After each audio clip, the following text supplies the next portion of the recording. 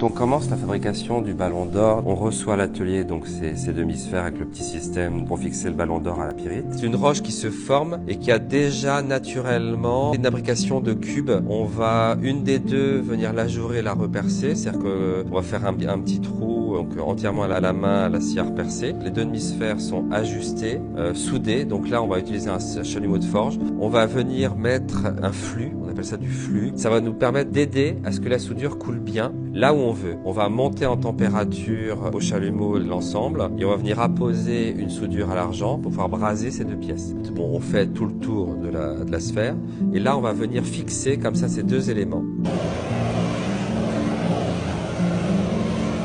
Tout ça a créé des phénomènes un petit peu de roche.